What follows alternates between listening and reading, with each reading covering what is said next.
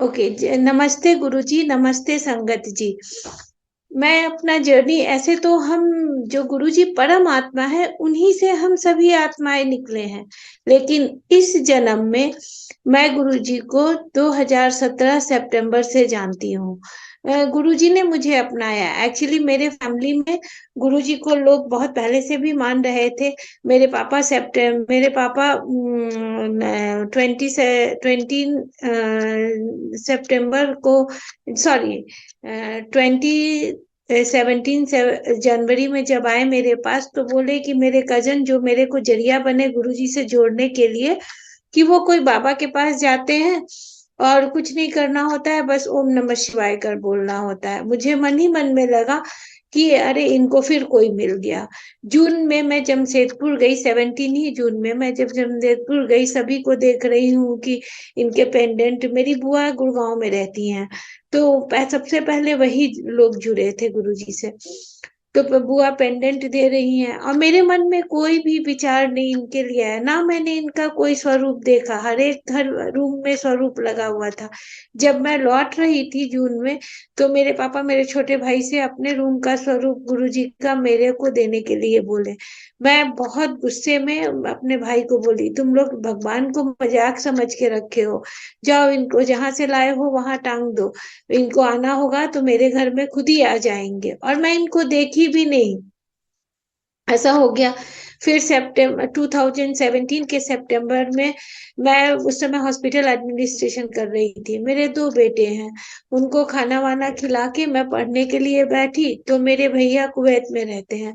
उनका message popup हुआ, गुरुजी का एक छोटा सा स्वरूप और गुरुजी का पूरा डिटेल, कहाँ गुरुजी है, जन्म, जो व्हाट्सएप पे घूमता है। मैं वो पढ़ी। और रात को मैं, जबकि टैक्स हैवी भी नहीं, रात को मैं यूट्यूब में गई, इनके सत्संग सर्च किए और डेली दो सत्संग सुनना शुरू कर दिया मैंने। मैंने तो पूरे सत्संग में, संगत जी मैं बोलना पड़ेगा एड्रेस करने के लिए, करने कराने वाले तो गुरु जी ही हैं सारा कुछ। फिर जब मैं सत्संग सुनने लगी, तो उसमें बहुत सारे अंकल लोग बोलते थे कि मेरे गुरु जी को अगर कोई मानता है ना, उसका कल्याण, उसके अड़ोसी पड़ोसी का कल्याण, उनके पूरे परिवार का कल्याण। मेरे को एक वेग सा थॉट आया, बहुत स्ट्रांग भी नहीं, कि ऐसे कैसे। और संगत जी, क्या हुआ कि पहला लाइफ सेविंग, मैं प्रोफेशनली डॉक्टर हूँ लेकिन मेरे हस्बैंड आर्मी में है, तो मैं उनके कारण नहीं प्रॉपर ढंग से कर पाई। तो गुरुजी को तो पता था कि मेरी रूह की क्या खुराक है, और जब मैं छोटी थी तो सभी को बोलती थी मैं ना डॉक्टर बन के समाज सेवा करूंगी। तो परमात्मा को तो पता होता है कि इस आत्मा का क्या भूख है। तो पहला तो लाइफ सेविंग सेवा मुझे पता भी नहीं चला, मेरी मेट के भतीजे का था। तो वो मैं आपको बाद में सुनाऊंगी, पहले मैं सुनाती हूँ जो मुझे पता चला। क्या हुआ कि मेरे डायगनली अपोजिट, फौज में क्या होता है, चार घर एक ब्लॉक में होता है, तो डायगनली अपोजिट ना रहते थे कर्नल साहब। उनके बेटा इतना सीवियरली इल हो गया कि मतलब लोग ना, इतना भी टाइम नहीं था कि उसको कैलकाटा एयर शिफ्ट किया जाए। वो उसको लोग बस जाने का इंतजार कर रहे थे कि अब लास्ट समय। तो मेरे हस्बैंड का एक दिन फोन आया कि उनके बेटे का बहुत तबीयत खराब है। अब मुझे कुछ नहीं पता, जबकि हम सेम बिल्डिंग में रह रहे हैं। तो मैंने अपने सहायक को बोला कि जाकर के देख के आओ, मेम साहब से होता है ना कि नेबर का कर्टसी की कोई जरूरत है, कुछ है, आप पूछते हो, इसके लिए मैंने। तो उससे नहीं मिला, तो मेरी एक फ्रेंड थी, उनसे मैंने उनकी मम्मी का नंबर मांगा, उनसे पूछा कांटेक्ट नंबर। अच्छा, इस बीच में मैं बड़े मंदिर 18 जून में गई। हाँ, 18 जून में जब मैं बड़े मंदिर गई, तो अभी पता नहीं क्यों वीडियो नहीं आ रहा है। ये जो दरबार में स्वरूप लगा हुआ है, वो मुझे पहले तो बड़ा स्वरूप देने से मना कर दिए मंडे के दिन में। और थर्सडे के दिन में जब मैं बोली अपनी बुआ को कि मुझे ना मन है वहां का भी लंगर खाऊं, तो मंडे को तो लंगर खिलाते नहीं है, तो हम थर्सडे को गए। थर्सडे को फिर एक दो संगत थे जो लोग मांग रहे थे गुरुजी की ब्लेसिंग्स, तो मैं वहीं पे खड़ा होके सुनने लगी। तो उसके बाद उन्होंने किसी से बात किया, उसके बाद बोला कि आइए लाइन में लग जाइए आप लोग, एक परिवार से एक आएगा। मैं गई, और ये बड़ा वाला स्वरूप मुझे गुरुजी का आश्रम वाला मिला। तो मैं उसको फ्रेम व्रेम करा के लगा दी थी। तो जब मैं और बुआ के यहाँ सत्संग हुआ था, तो एक आंटी थी जो कि चरण, छोटा छोटा चरण बाटी थी। बस वही मेरे पास 2-3 स्वरूप और ये चरण जो छोटा सा बाटी थी, जो मैं हमेशा पर्स में रखती थी, वही मेरे पास उस समय तक था। तो जब मैं दिल्ली गई, तो थर्सडे को जब गई, तो कुवैत की एक संगत आंटी आई थी। वो, मैं बहुत खुश थी, बड़ा वाला स्वरूप ना मुझे बिना मांगे मिल गया था। तो बोली ना कि रात को ना 3 बजे आप उठना और जोत जलाना और बैठ जाना, गुरुजी पक्का आते हैं। ये जून की बात है, 18 जून की। मैं सोची कि ठीक है, गुरुजी आएंगे। तो मैं ना वहां पे आने के बाद ना अलार्म लगाती थी, लेकिन अलार्म को बंद करके मैं सो जाती थी। मेरी हिम्मत नहीं होती थी कि मैं जाऊं पूजा का जहाँ पे जगह है वहां पे बैठूं और जोत जलाऊं और बैठूं। ये सिलसिला मेरा चलता रहा था। लेकिन जब राघव का तबीयत खराब का पता चला, उस रात को मैं एकदम 2:45 में एकदम फ्रेश उठती हूँ, हाथ वाथ धोती हूँ और उसके जाके जोत जला के बैठ जाती हूँ मंदिर के सामने। उसके बाद गुरुजी का आदेश आता, अनुजल प्रसाद दे दे। पहले तो मुझे समझ में नहीं आया किसको देना है। फिर दोबारा से यही मैसेज हुक्म होता है टेलीपैथिकली कि अनुजल प्रसाद दे दे। मैं समझ गई राघव को बोल रहा है। मैं सुबह में उठी, उसकी मम्मी से मिलने के लिए गई। नहीं, पहले चरण पिलो के नीचे रखवाने के लिए बोले, तो मैं गई उसकी मम्मी से। ऑल्दो हम सारी ह्यूमंस हैं, हमें अपना लालच होता है, तो मेरे पास एक ही गुरु जी का ऐसा चीज था जो पर्स में ले रख सकती थी। तो मैं देना नहीं चाहती थी, लेकिन गुरु जी का हुक्म था। तो मैं ना उनकी मम्मी को बोली कि आप ना, ये लो गुरु जी है मेरे, और इनका चरण ना आप राघव के पिलो के नीचे रख दो। वो तो रोती रहती थी और मेरे को अवाक होके देखती थी, क्योंकि अभी इसलिए इतने बड़े बड़े डॉक्टर सारे लोग मना कर चुके थे उसे। फिर ना उनके हस्बैंड का क्या हुआ कि डेली वो, मैं सुबह शाम जोत जलाती थी उस समय। तो जब मैं शाम को जोत जलाई, तो डेली वो आते थे। वो मेरे अपने घर में जाने से पहले मेरे घर आते थे। वो गुरुजी को लगता है पूरा मेडिकल रिपोर्टिंग करते थे। और उसके बाद मैं उठती थी और जोत जलाती थी। ये सिलसिला चलने लगा। फिर हमें भूटान जाना था, तो वो राघव की मम्मी बहुत घबरा गई, बोली कि जल प्रसाद मुझे कैसे मिलेगा। दूसरे दिन फिर गुरुजी ने उठाया और उसे जल प्रसाद देने बोला। तो मैं बोली कि देखो आईसीयू में है, आप लिपस्टिक जैसा उसको लगा देना, एक बूंद भी शरीर के अंदर चला जाए बहुत है। वो वैसे ही की। उसके बाद उसका इम्प्रूवमेंट ड्रास्टिकली, मतलब चेंज हो गया। उनके उसके फादर जो आते थे और बोलते थे कि कोई डॉक्टर नहीं हाथ लगाता, ये नहीं, मेरे को बोल रहे मैम ऐसा क्या हो गया, वही डॉक्टर जो मेरे बेटे को छूता नहीं था आज एकदम पॉजिटिव हो गया। ये सब तो गुरु जी कर रहे थे। उसके बाद मुझे भूटान जाना था, मैं भूटान चली गई। रास्ते में वो अपना बताती रहती थी, उनकी मम्मी की फिजियो शुरू हो गया है। वो 11 साल का बच्चा था, वो बचा है। तो उसके बाद मैं बोलती थी ठीक है। तो एक दिन रास्ते में मैं थी, तो उनका फोन आया कि वो डिस्चार्ज हो रहा है, मैं चाहती हूँ कि गुरुजी के आगे मत्था टेक के वो मेरे घर में जाए। मैं बोली ठीक है, मैं कल आ रही हूँ। और उसी दिन, जिस दिन मैं आई, उसी दिन वो डिस्चार्ज हुआ। और उसके बाद वैसे ही हम किए, वो मत्था टेका और उसके बाद गए।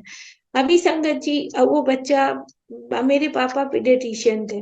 तो उन्होंने बोला कि जो उसको बीमारी था, उसमें ऐसा होता है कि कुछ ना कुछ, मतलब थोड़ा बहुत भी बीमारी का अंश रह जाता है, कितना भी आप अच्छा ट्रीटमेंट करो। लेकिन उसका तो, मेरे पापा को जब मैंने ये सब बताया, तो मेरे पापा बोले अच्छा जाने दो, उस बेचारे को कोई ऐसा डिफॉर्मिटी न रह जाए। मैं बोली पापा वो फिट एंड फाइन है। और मैं बोली कि आप जो डॉक्टर बोल रहे हैं अपना काम करो, जैसे हमारे गुरुजी बोलते हैं कि मैं अपना काम करता हूँ, तुम अपना काम करो। और दवा भी तभी काम करता है जब मैं ब्लेस कर देता हूँ। और वैसे ही वो बच्चा अभी फिट एंड फाइन है।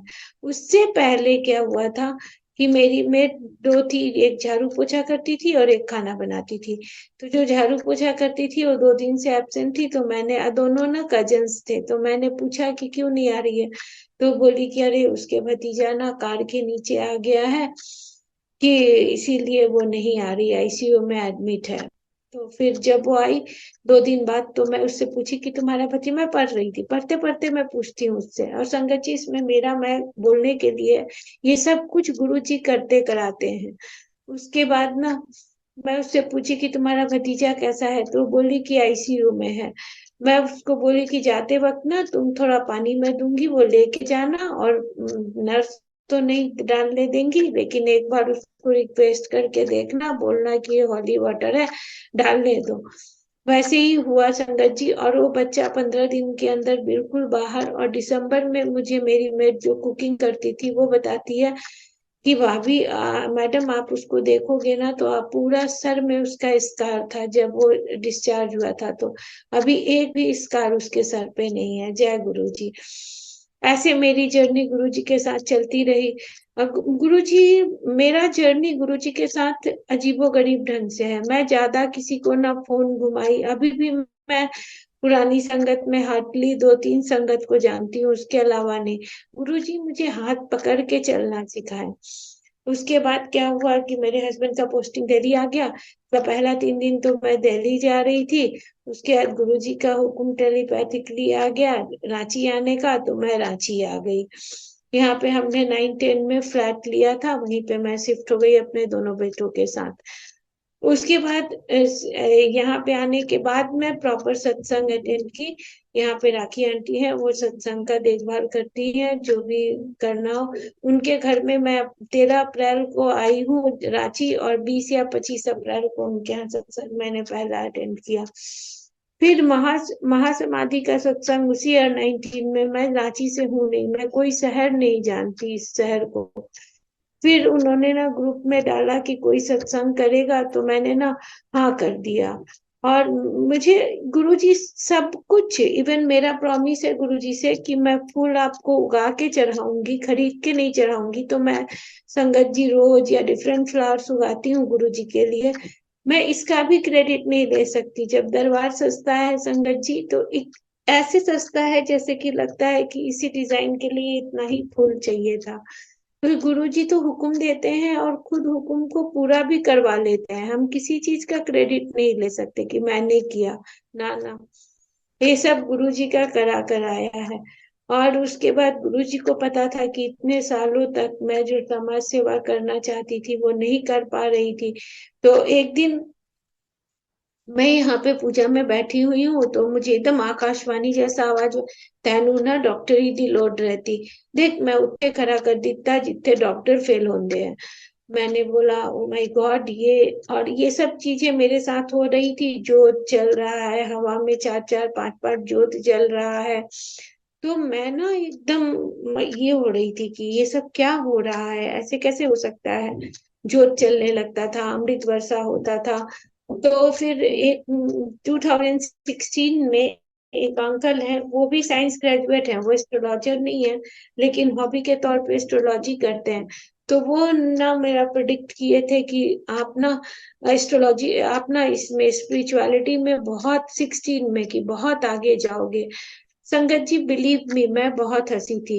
वो डॉक्टर में बोलते मुझे समझ में आता कि या कुछ और में बोलते, मैं ना स्पिरिचुअल हूँ ना रिलीजियस थी, मैं कुछ भी नहीं थी।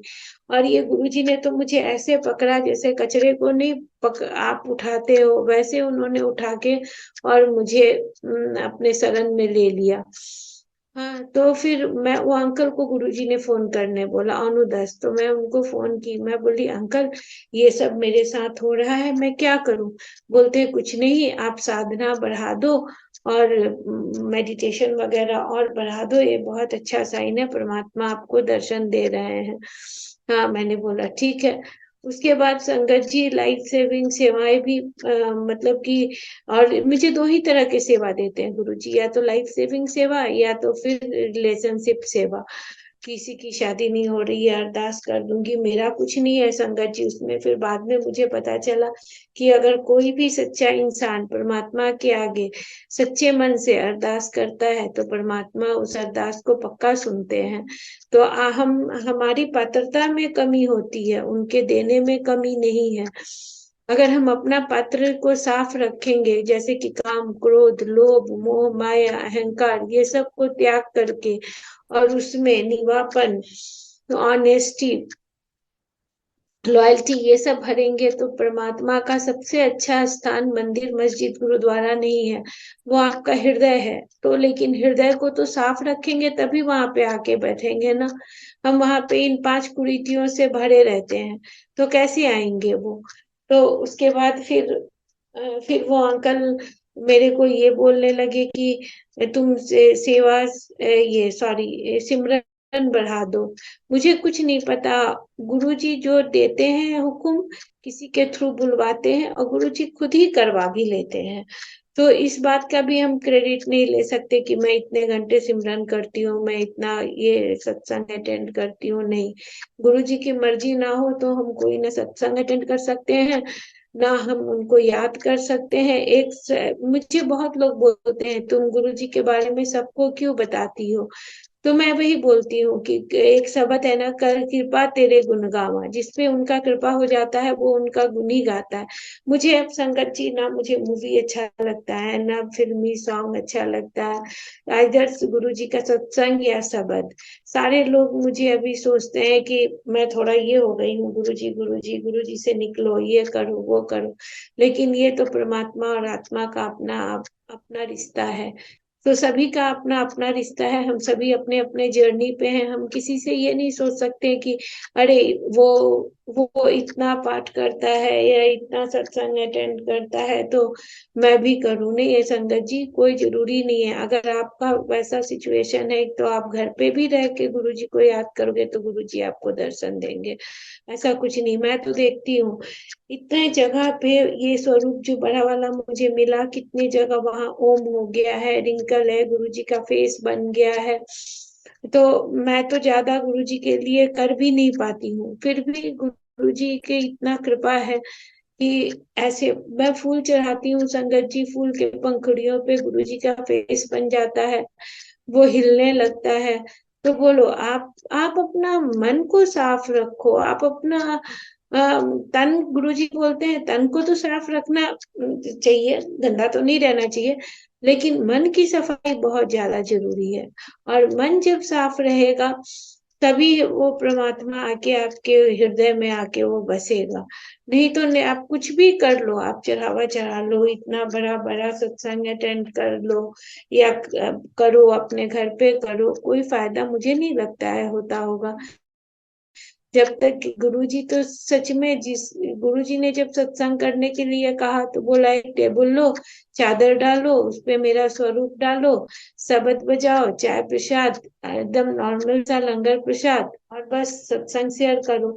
ये सत्संग जो शेयर करवाते हैं गुरुजी उसमें भी कल्याण है, मेरा भी कल्याण हो रहा है और जो सुन रहे हैं उनका भी कल्याण हो रहा है, बोथ वेज ब्लेसिंग फ्लो हो रहा है। तो गुरुजी की तो जैसे जनरल कपूर अंकल बोलते थे ना, गुरुजी की अजीबो गरीब दुनिया। सच में इनकी ब्लेस करने के तरीके अजीब है। ये आपका समय बदल के टाइम जगह बदल के ब्लेस करते हैं, समय को रोक करके ब्लेस करते हैं, जगह बदल देते हैं आपको ब्लेस करने के लिए। सो गुरुजी का तो अजीबो गरीब दुनिया है, इसमें कोई दो मत नहीं है।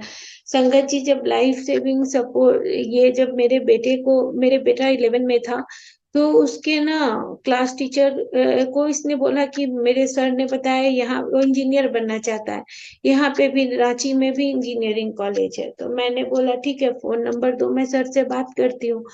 तो जब मैं सर से बात करने लगी, मेरा सबसे गुरुजी का चर्चा पता नहीं जाने अनजाने शुरू हो जाता है। तो गुरुजी का उनसे चर्चा शुरू हो गया। वो बोलने लगे ma'am keep me under in your prayers, keep me in your prayers. फिर लास्ट में बोले क्या कि ma'am I am patient of lung cancer. और उनका लंग कैंसर ऐसे मेटास्टेसिस में था। और जैसे ही मैं फोन रखी, गुरुजी बोलते अनु ना सचखंड का प्रसाद और जल प्रसाद भेज दे। तो मैं अपने बेटे को बोली कि कल ना ये सर को जाके दे देना। संगत जी यहाँ पे ग्रुप शायद पहली बार ग्रुप का सत्संग हुआ था, तब मैं सर को फोन की कि सर हमारे गुरुजी का तो लंगर और चाय प्रसाद और यही खा करके ही हम ठीक हो जाते हैं, कि आप सत्संग ग्रुप में हो रहा है आओ। वो बोले मैम मैं ना वेलोर जा रहा हूँ फॉलो अप के लिए। मैं बोली अच्छा ठीक है, जब डॉक्टर बुलाया तब तो हम नहीं कैंसिल करने बोल सकते हैं। वो चले गए। उसके बाद संगत जी जब एक दिन मैं ऐसे ना बड़े मंदिर का जूम पे प्लेटफॉर्म पे जो सत्संग होता है वो ज्वाइन करके, और 10:45 11 हो रहा होगा, मैं सोच रही हूँ सर का कुछ आया नहीं। इतने में मैसेज व्हाट्सएप पॉपअप होता है, thank you ma'am, there is no malignant cells in my lung. मैंने जय गुरु जी, शुक्राना गुरु जी। और आज के डेट पे वो गुरु जी के संगत हैं, और गुरुजी ने उनको ब्लेस किया। जो मेरा मेडिकल साइंस, तो उनको 2-4 महीने से ज्यादा लाइफ नहीं दे सकता है, और गुरुजी चाहे तो क्या नहीं कर सकते हैं। और संगत जी, जब लाइफ सेविंग सेवा बाद में, मुझे एक ग्रेजुअल है इवॉल्वमेंट भी, आपका खुद का इवॉल्वमेंट भी ग्रेजुअल है गुरुजी के साथ। जब मैं लंग कैंसर का, जब इनका सेवा मुझे मिला, तो ना मैं 4 घंटे तक ना अपने बॉडी से बाहर रही, जिसको एस्ट्रल ट्रेवल बोलते हैं, और एस्ट्रल प्रोजेक्शन। और उसको, उसके बाद में 4 घंटे बाद में घुसती हूँ अपने बॉडी में, और उसके बाद टाइम देखती हूँ, और मैं गुरुजी को बस 5 मिनट पहले बोलती हूँ, गुरुजी बच्चे नहीं आए हैं, खाना नहीं बना है, देख लेना। और गुरुजी फिर ऐसे ही करते हैं। 5 मिनट बाद मैं उठती हूँ, और इतना जल्दी कभी नहीं होता है, मेरा कुकिंग में टाइम लगता है, कि मैंने पनीर भी बनाया, राजमा भी बनाया, चावल भी बनाया, सारा कुछ बना के रख दिया। और वही मैं एक्सपीरियंस करती हूँ। मेरे पापा 2021 में, 13 अप्रैल 2021 में गुरुजी के चरण शरण चले गए। उनका, वो गुरुजी ने मुझे बताया मेडिटेशन में, वो 20 साल पहले गए। गुरुजी ने पूरा सब कुछ दिखाया। और आज का डेट है संगत जी, मैं अपने पापा से विथ बॉडी मिलती हूँ गुरुजी के कृपा से। तो गुरुजी चाहे तो कुछ भी कर सकते हैं, बस उनका कृपा आप पे होना चाहिए। गद्दी पे कितनी बार उनका चेहरा बन जाता है मेरे पापा का, जब सत्संग में मैं जाती हूँ तो कितनी बार मैं विथ बॉडी बैठी रहूंगी, और एकदम फील करूंगी। पहले तो मैं नहीं इकट्ठा करती थी, जब वो आते हैं तो व्हाइट कलर का फेदर आता है, तो अब इकट्ठा करती हूँ संगत जी। उसके बाद फिर ऐसे ही मेरा जर्नी चलने लगा। फिर मेरे बेटे का सत्संग मैं करती हूँ, वो 10th में था। तो मैं बोलती थी कि परसेंटेज से कोई मैटर नहीं करता है, तुम कुछ भी लाओ, नॉलेज ओरिएंटेड पढ़ाई करो, क्योंकि कंपटीशन तो नॉलेज पे बेस्ड होता है। तो इसने इसने बोलना, हाँ। फिर एक दिन ना सभी का यहाँ पे सुनो, 90%, 90%। तो मैंने एक दिन ही मेरे बेटे को बोला कि ध्रुव देखो, 10th और 12th का ना मार्क्स लाइफ लॉन्ग दिखता है, रिज्यूमे में डालना होता है कि 90, कोशिश करो 90% से ऊपर आए। उसी दिन शाम को, या किस दिन मुझे एग्जैक्टली याद नहीं है, गुरुजी मेरे को बोलते हैं 90% से ऊपर देवांगा, टेंशन ना ले। गुरुजी तो ऐसे, मुझे टेंशन भी नहीं था, मतलब बस मैंने अपने बेटे को समझाने के लिए बोला था कि 90% लाने की कोशिश करना। ऐसा कुछ नहीं था कि उसका नहीं आएगा तो मुझे कुछ ही बहुत बुरा लगेगा या सेटबैक लगेगा, लेकिन गुरुजी का कृपा से उसको 92.6% आया। ऐसे सत्संग तो, संगत जी, पूरी दिन पल पल बनते रहते हैं सत्संग। मैं वो, जब सत्संग सुनना शुरू की थी, तो मैंने ये भी सुना था कि हर पल सत्संग है। मुझे लगता था कैसे ये लोग बोल रहे हैं। और लेकिन हाँ संगत जी, ये बात सही है कि गुरुजी से मिलने के बाद पल पल सत्संग है। और बहुत लोग बोलते हैं ना, गुरुजी के मिलने के बाद ना मैटेरियलिस्टिक चीजें तो आपको पैकेज में मिलेगी, जो आपके लिए अच्छा होगा, ये नहीं कि जो आप चाहते हो वो मिलेगी, नहीं। जो आपके लिए अच्छा होगा गुरुजी ऐसे ही ब्लेस कर देंगे। लेकिन गुरुजी को मिलने के बाद ना हमें स्पिरिचुअल, अपना स्पिरिचुअल ग्रोथ कराना चाहिए, ताकि हम स्पिरिचुअली एलिवेट हो। क्योंकि ये जो धरती है, ये तो मृत्यु लोक है, यहाँ पे तो हम अपना कर्म ही कटाने आए हैं ना। और जब हम कर्म कटाएंगे तो पेनफुल तो प्रोसेस रहेगा। मेरे को लगता है कि हम तीन ही तरह से कर्म कटाते हैं, या तो फिनेंस से, या तो हेल्थ से, या तो रिलेशनशिप से। तो जो जिस तरह के से भी, हम सभी इस जर्नी में हैं, जो जिस तरह से भी कर्म कटा रहे हैं, गुरुजी हाथ पकड़ के रखेंगे। तो गुरुजी बोलते हैं ना कि 90% तो मैं काट देता हूँ, 10% तुम्हें काटना पड़ेगा। तो 10% में ही हम लोगों का हालत खराब हो जाता है। तो 100% काटते हैं जो लोग, उन लोगों का आप सोचो, जो गुरुजी का, हम लोग तो बहुत फॉर्चुनेट हैं, कुछ लोग जो गुरुजी को चाहते हैं। लेकिन गुरुजी तो सभी को, ऐसे ऐसे ब्रह्मांड, जो ये एक धरती है, जैसे बहुत है, और सभी ब्रह्मांड के वो मालिक हैं। तो वो तो सबको जानते हैं। जितनी भी मेरी लाइफ सेविंग सेवा दी है गुरुजी ने, या रिलेशनशिप सेवा दी है, वो मैक्सिमम लोग संगत जी नॉन संगत हैं, तो गुरु जी तो सभी के कर्मों के अनुसार ब्लेस करते हैं ना। तो इसीलिए हमें ये सोचना चाहिए कि अपना वांडा साफ रखो। वो साफ रहेगा तो गुरु जी पक्का आके आपके हृदय में वास करेंगे। और एक शब्द का लाइन है ना, नानक दास मुख से जो बोले इया हुआ सच होए। वो ऐसी अवस्था आ जाती है संगत जी, जो कि वो कुछ बोलते भी है नानक के दास, तो वो भी सही हो जाता है। सो हमें बहुत ही थोड़ा बहुत तो हमें अवेयर रहना चाहिए कि हमारे कर्मास कहीं गलत तो नहीं हो रहे। जैसे गुरु जी ने बोला है बंदा बनो, एबीसी मत करो, किसी को एब्यूज मत करो, क्रिटिसाइज मत करो, ब्लेम मत करो, गुप्त दान गुप्त पाठ गुप्त सेवा करो। इतना ही करने में तो हमारी हालत खराब हो जाती है। लेकिन बहुत संगतों से भी मैंने सुना है कि अरे गुरुजी तो कोई प्रवचन नहीं देते थे, आप इतना करके तो देखो। प्रवचन देने वाले लोग, गुरुजी बोलते थे ना कि मैं प्रैक्टिकल गुरु हूँ, तो प्रवचन देने वाले लोग तो प्रवचन दे देते हैं, उनका कितना लोग सुन के कितना मानते हैं पता नहीं। लेकिन हमारे गुरुजी तो इतने भोले भंडारी हैं, महाशिव हैं, कि उन्होंने तो हमें ये सब बताया है। अब हमें तो चलना पड़ेगा ना, गुरुजी तो हमें रास्ता दिखा रहे हैं, लेकिन चलना तो हमें पड़ेगा। शिव पुराण के बारे में गुरुजी ने बोला कि शिव पुराण पढ़ा करो, एक पेज नहीं एक पैराग्राफ ही पढ़ लो। किसी आंटी ने बोला समझ में नहीं आता है, तो गुरुजी ने बोला समझने की क्या जरूरत है, जो मैं पढ़ो खुद ब खुद धीरे धीरे समझ में आएगा।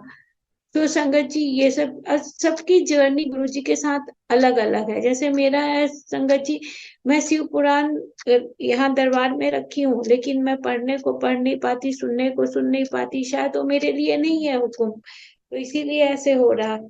मैं कोशिश करती बहुत हूँ कि शिव पुराण में पढूं या सुनूं। तो अभी तो सोनिया मल्होत्रा दी का रीडिंग चला, तो उसमें सुनी मैं पूरा शिव पुराण। लेकिन वही है कि बहुत कुछ ऊपर से चला जाता है, बार बार सुनना पड़ेगा, बार बार हमें। यहाँ पे भी संगत जी ये लोग बोलते हैं ना कि कुछ करना नहीं, नहीं यहाँ पे भी मेहनत करना पड़ता है। अपने आप को करेक्ट रखिए, किसी किसी का दूसरे का चुगली निंदा ये सब करने से बचिए, सुनने से बचिए। करना तो बहुत दूर की बात है, सुनना भी नहीं है। हाँ, मुझे निकिता आंटी के सत्संग से पता चला, पहले तो मैं बहुत डर गई, चुगली निंदा नहीं करना, कोई बात नहीं करना। फिर उसके बाद उन्होंने बताया कि नहीं, सच सच हम बात कर सकते हैं, अगर कोई सच्चाई है किसी के बारे में तो चुगली निंदा में नहीं आता। फिर मैं बोली ओके। तो आप सत्संग सुनते हैं तो सत्संग से आपको आंसर्स मिलते हैं, आपके अपने भी कंफ्यूजन के आंसर मिलते हैं, कुछ भी आप कंफ्यूज हो तो। और आपको ये भी गुरु जी का तो चार ही तरीका से है आंसर देने का। पहला है उनका शब्द, सत्संग संगत, और चौथा है टेलीपैथी। जब गुरु से आपका तार जुड़ जाता है तो ये टेलीपैथी होता है। मैं क्या बताऊं संगत जी, ये क्या पहनना है क्या खाना है सब कुछ गुरु जी का टेलीपैथिकली मुझे समझ आता है। और मुझे बोलना पड़ेगा, मतलब इनका कृपा इतना है कि सब समझ में आ जाता है। और जब मैं शुरू में, अभी तो मैं ब्लैंक हूँ, कोई प्रेयर नहीं करती, जब मैं शुरू में डेज में थी तो पता नहीं कहाँ से ये मेरे को प्रेयर करती थी मैं, गुरुजी आप मेरे हो, अथॉरिटी के साथ। उसके बाद शुक्राना गुरुजी। और मैं बोलती थी मुझे ना मेरे कर मेरे बोल मेरे एक्शन सब कुछ आपके आदेश पे हो, बस आपका आदेश समझ में आना चाहिए। तो आज का वो डेट है संगत जी कि मुझे इनका सारा हुक्म समझ में आता है। आई होप सो सारा मैं बोल रही हूँ। गुरुजी कुछ अगर रह जाता होगा तो प्लीज उतनी शक्ति देना कि वो भी समझ पाऊं। और उसके बाद फिर जिंदगी बहुत आसान हो जाता है, जब परमात्मा आपको हाथ पकड़ के, चाहे कितना भी आप कठिन रास्ते से गुजर रहे हो, जब परमात्मा हाथ थामे हुए है तब आपको उतना पेन नहीं होता जितना होना चाहिए। और संगत जी एक और सत्संग मैं आपको सुनाती हूँ। मैं यहाँ पे मैं बिहारी हूँ, तो मैं पटना ग्रुप में भी हूँ। तो एक आंटी पटना की, वो मुझे फोन करती हैं कि किसी को जल प्रसाद चाहिए रांची में। तो रांची मैं उनको बोलती हूँ कि जिनको चाहिए उनको उनका नंबर, फोन नंबर वगैरह कुछ भेज दो, मैं देखती हूँ। तो वो उस आंटी को जो जिनसे उनको पता चला था, उनकी ननद, वो लोग भोपाल में रहते थे और उनकी ननद यहाँ पे रहती थी, सिस्टर इन लॉ, रांची में। उनको यूट्रस का कैंसर था। तो वो अपनी भाभी के यहाँ गई थी, तो सत्संग वगैरह अटेंड की थी और गुरुजी उनको ड्रीम दर्शन दे चुके थे। फ्लावर का फ्रेग्रेंस से उनको अनुभूति करा चुके थे। तब मैंने फिर उन्होंने मुझे भोपाल वाली आंटी का नंबर दिया। मैं भोपाल वाली आंटी को फोन की, तो उसके बाद उनसे पता चला कि नहीं, उनकी सिस्टर इन लॉ रांची में रहती है, उनको जल प्रसाद चाहिए।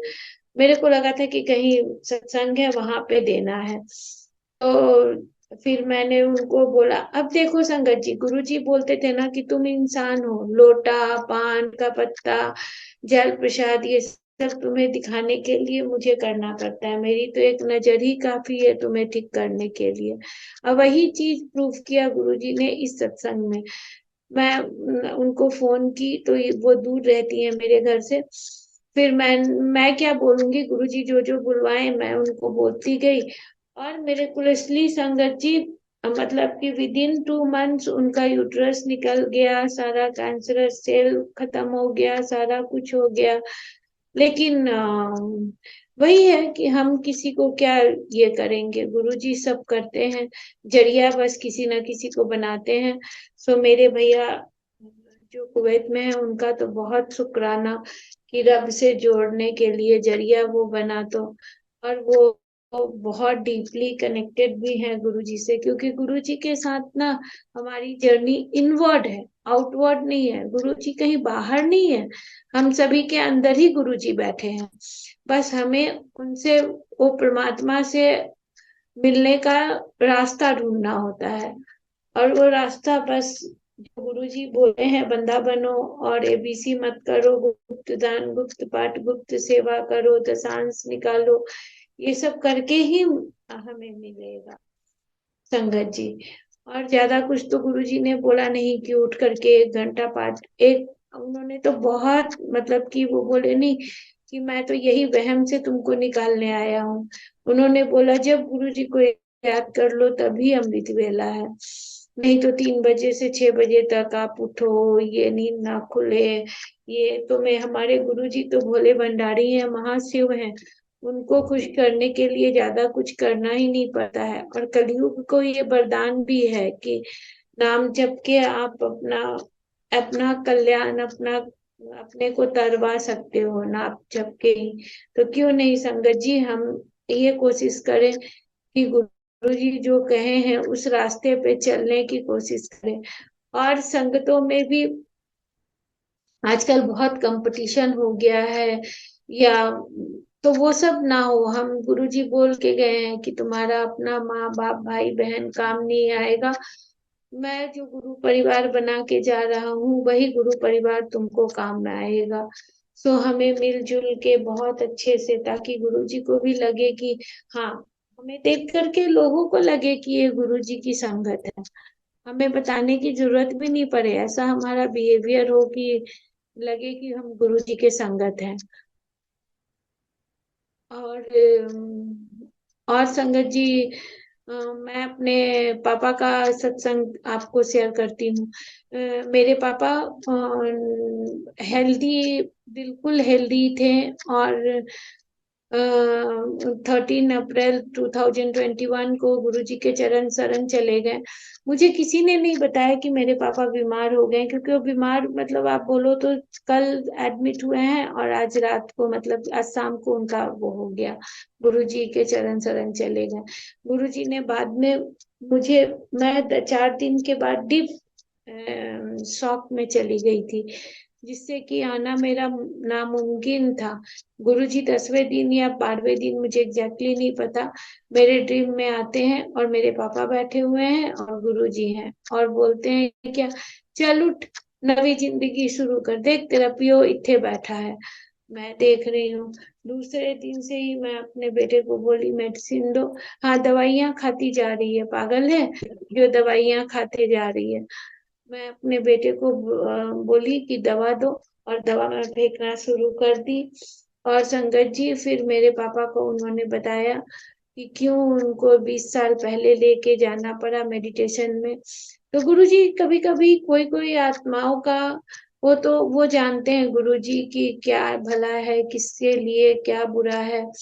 तो गुरुजी ऐसा भी करते हैं। सोनिया दी ने लॉ ऑफ स्पिरिट वर्ल्ड में जो बताया, उस बुक में भी जो स्पिरिट्स ने लिखवाया है अपनी मदर से कि ऐसा ही होता है कि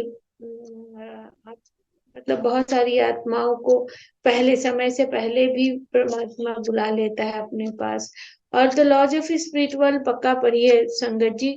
ये बुक दो भाई, सगे भाई सोल्स के द्वारा अपनी मदर से लिखवाया गया हुआ है। और ये बुक पढ़ने के बाद बहुत सारे कॉन्सेप्ट क्लियर होते हैं हमें। मेरा तो एटलीस्ट बहुत क्लियर हुआ है। तो ऑटोबायोग्राफी ऑफ योगी गुरुजी बोलते थे वो भी बुक पढ़ने के लिए, तो वो भी बुक पढ़ना चाहिए। और ये the laws of spirit world, ये बुक पढ़ने से तो बहुत आप ना जब जान जाएंगे कि वहां पे ऐसे ऐसे है हर एक लेवल पे। हमें तो बचपन से यही सिखाया दिया जाता है कि स्वर्ग और नर्क दो ही चीज, लेकिन जब वो बुक आप पढ़ेंगे तब फिर आपको थोड़ा सा भी कॉन्शियस अवेयर अवेकन रहेगा, तो आप फिर थोड़ा भी गलती नहीं करना चाहेंगे। और गलती होगा भी तो आप डरेंगे कि नहीं, ये सारा कुछ का हिसाब किताब रखा जा रहा है और वहां पे हमें इसका आंसर देना पड़ेगा। तो ये बुक को पढ़ना बहुत जरूरी है अगर आप अपना कल्याण चाहते हैं तो। क्योंकि गुरु जी को मिलना तो बहुत जन्मों के बाद हमें ये संपूर्ण गुरु, रसिक बैरागी गुरु जी गुरु मिलते हैं। गुरु के भी हियारकी हैं। हाँ, तो हमें जब ऐसे गुरु मिले हैं तो हमें कोशिश करना चाहिए संगत जी कि हम अपना स्पिरिचुअल एलिवेट करें, स्पिरिचुअली एलिवेट हुए हम। और स्पिरिचुअली एलिवेट यही सब कुछ एक चीजें हैं जो करके हम हो सकते हैं। नहीं तो फिर तो हम ऐसे ही रह जाएंगे संगत जी। आए गुरु जी के आगे मत्था टेका, लंगर खाएं, और जो भी है थोड़ा बहुत दुनियावी, थोड़ा बहुत नहीं, गुरु जी तो भर भर के देते हैं ब्लेसिंग, दिए दुनियावी चीजों का और चले गए, अपने आप पे कुछ वर्क ही नहीं किए। तब तो गुरुजी का, मेरा मानना है कि गुरुजी का पाना पाना नहीं हुआ। गुरुजी का पाना सही मायने में पाना तब होता है जब हम अपना स्पिरिचुअली अवेकनिंग करवाएं गुरुजी के हाथ पकड़ के। और उस प्रोसेस बहुत पेनफुल होता है संगत जी। गुरुजी ने बोला है कि मतलब एक शब्द में भी है ना, अभी आज ही तो शब्द बजा, गुरु पीरा की चाकरी। तो गुरु का चाकरी करना इतना आसान नहीं है, और गुरु जी के पास टिक के रखना भी आसान नहीं है। गुरु जी दुनियावी खुशी तो दे करके, और जिसको देना हटाना होता है फटाफट देते हैं, वो लेके अपना चला जाता है। जिसको गुरु जी रखना चाहते हैं उसको तो नींबू की तरह गुरु जी निचोड़ते हैं। तो अब अपना, हमारा हर एक सोल का फ्री विल है कि क्या चुनता है वो। हाँ, कि अपना नींबू की तरह निचोड़ करके कुंदन में, सोना कुंदन में ही जा कुंदन बनता है ना, आग में जाके। तो इसी तरह जब तक गुरुजी हमें निचोड़ेंगे नहीं तब तक हमें सोना बनाएंगे कैसे।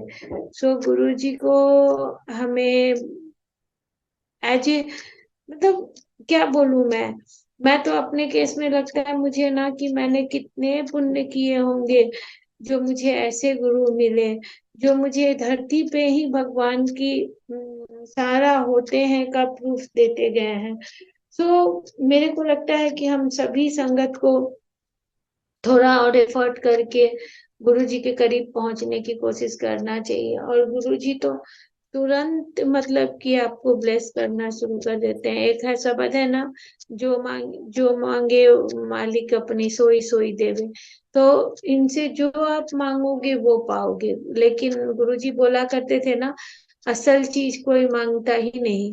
तो हमें असल चीज मांगना चाहिए। और कितने उस समय कितने पुरानी संगत बोलती है कि हमें तो समझ ही नहीं आया कि असल चीज होता क्या है। तो हमें तो समझ में आ गया है कि रब से रब को मांगो, उस जब रब तुम्हारा होगा तो सब तुम्हारा होगा।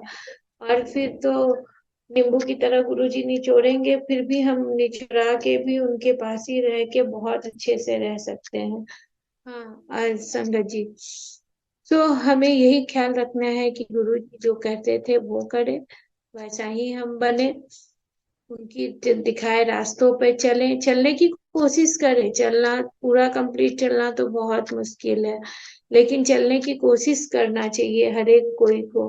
और जो जितना कर सके वो उतना गुरु जी के, जो जितना कोशिश करेगा वो उतना गुरु जी के करीब होगा। तो गुरु जी का लख लख शुक्राना गुरु जी, ये प्लेटफॉर्म, करण अंकल का शुक्राना, ये प्लेटफॉर्म देने के लिए, गुरु जी का गुणगान करने के लिए, क्योंकि गुरु का गुणगान सबसे बड़ा पाठ है।